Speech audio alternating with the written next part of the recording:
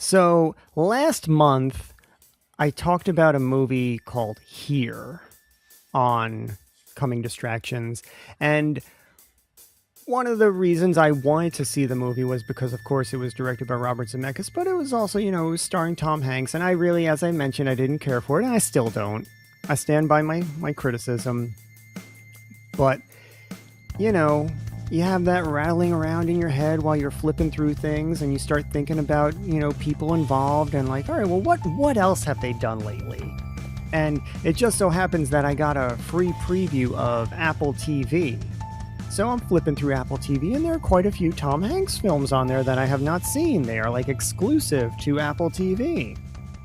So I threw one on earlier today, and it's called Greyhound. It's basically a World War II battleship movie starring Tom Hanks. It came out in 2020. I remember when it came out and it went right to Apple TV, and I was kind of like, oh, well, yeah, I guess, he's doing like, in my mind at the time, it was straight to video. If it was straight to streaming, it was straight to video, and it was during the pandemic. So it was like, yeah, 2020 was not a great year for releases. So I was like, oh man, that sucks. And then I saw that the running time of this movie was only like 95 minutes. So it was like really short.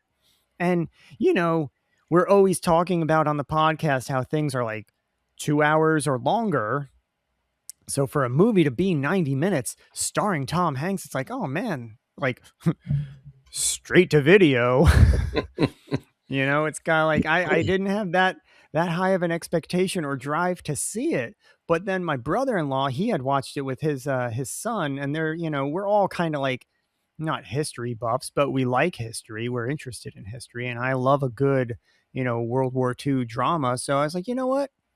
Let me throw it on. And it was really good. I gotta say, it was very lean at 90 minutes. It just got in there. It did what it had to do. There was like no frills, just Tom Hanks driving a battleship, protecting a convoy from U-boats in World War II. But then I'm watching the end credits as I do, and Tom Hanks wrote the movie.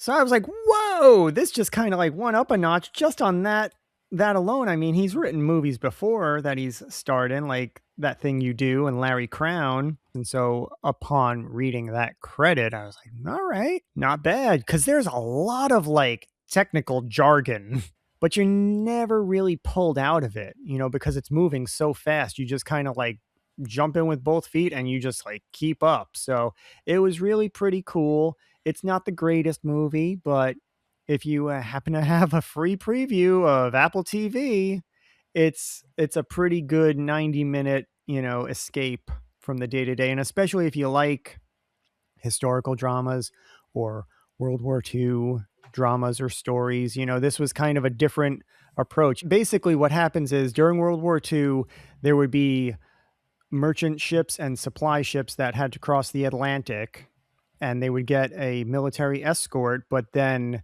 these were supplies for the Allies, so the U-boats would be lurking in the ocean trying to sink it to sabotage and destroy Ally supply lines. And the military ships were there to kind of fend off the U-boats and defend the convoy. And so basically they had air support up to a certain point in the ocean when the planes had to go back for fuel, and they would be on their own against the U-boats for about 50 hours. And they call that area of the ocean the Black Pit, and it's like the North Atlantic. So it's really kind of, an interesting premise and setting for a story. There was one really super cool shot I really, really liked where you see the battle going on the ocean, and it's like, the North Atlantic. So there's snow and ice and all this other like shit going on. And then the camera just kind of pulls back. You see this big battlefield, and that goes up through the clouds. And then you see the Aurora Borealis above the clouds.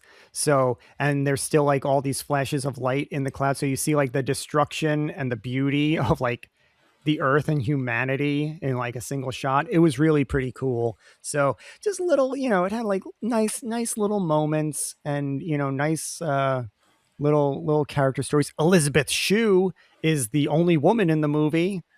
She's kind of Tom Hanks's lady back home, and they have a nice little scene in the beginning. But other than that, yeah, it's just like, it's like the 50-hour sprint across the ocean with Tom Hanks, Yeah, I think. fighting U-boats. Yeah, I think I saw it. I remember liking it when I had my Hmm. free trial of Apple TV. I watched that, and I watched Finch with Tom Hanks. They were good. Yeah, that was also on the list, but it was a little longer, so I just checked out Greyhound while I could. This month I felt nostalgic, so I wanted to rewatch a film I watched when I was a kid, and I found on Netflix the Addams Family. But you're gonna make fun of me because I start watching it and I was like, but I don't know this story. I've never watched it. What that film? I was really intrigued. I was like, I don't remember anything. And I realized, because I didn't know, I'm sorry, I didn't know that there were two movies. So I just knew the one of 1993. You know, the one they welcome a new baby with the little mustache. It's Yeah. so cute. I remember that when I was a kid, I was like, oh my God, he was born with a mustache. And the fact that Uncle Fester is trying to find love, and he fell in love for John Cusack. I love Yeah. the role she plays. So I wanted to watch that, but actually I watched the first one, the 1991. Yeah, so you knew Addams Family Values. That's Exactly. the sequel, and okay, yeah. So the original. So So I was like, they don't know Uncle Fester? What the hell? So I was really confused, and I was expecting, the scene with the summer camp, mhm. Wednesday and Pugsley. I love that part, and I was waiting for it in the movie, and it never happened, of course. Of Uh, course. so yeah, no, but it was interesting to see that one. To be frank, I really prefer the one of 1993, the second one, the values of the Addams Family.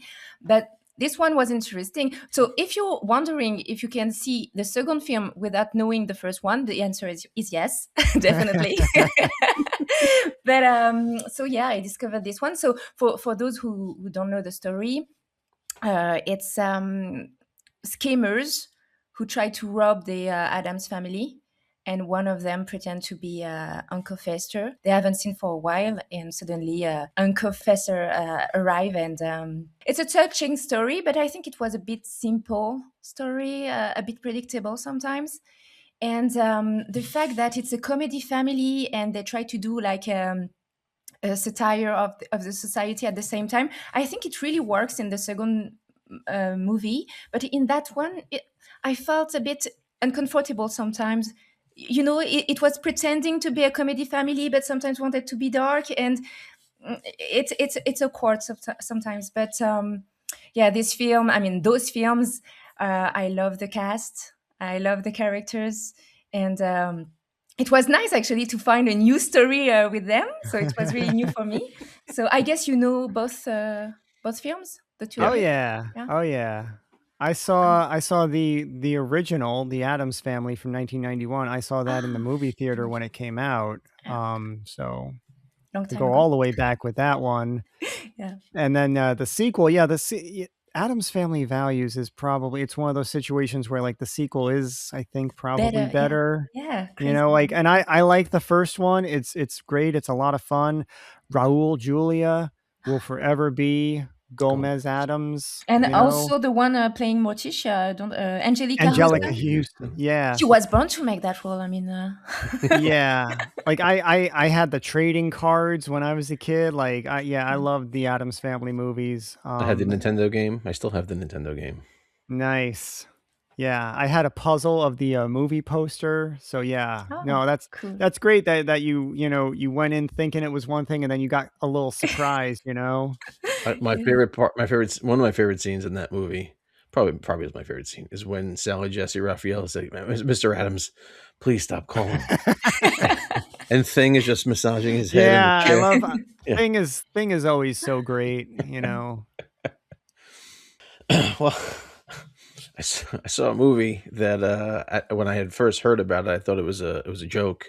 Turns out it's not a joke. It's a movie called Tiptoes. Yeah, And, dude, I saw that movie back then, and so yeah, I know what you're talking about. Recently, like McConaughey was on a podcast or something, and they brought up Tiptoes, and people thought it wasn't real, and like, no, it's real, man. Real.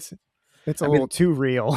I mean, on paper, if I told you the cast of this movie was David Alan Grier, Peter Dinklage, Patricia Arquette, Kate Beckinsale, Matthew McConaughey, and the one and only Gary Oldman, I'm like, sign me up. Take me off that list because this movie is fucking terrible. So the premise of the film is Matthew McConaughey is a twin, and Gary Oldman plays his twin, but he's a dwarf. Oh, that's intriguing.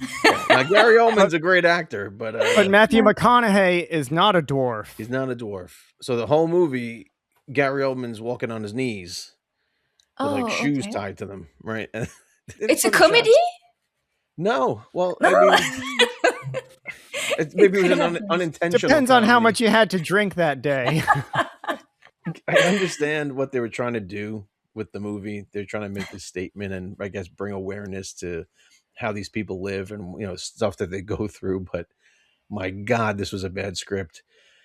I mean, you have some of the finest actors in the world and they couldn't pull this thing up. But there was one scene where I was like, it was actually kind of, I was like, all right, I see, it was like a glimmer, just a tiny glimmer of what the intention, what the true intention was.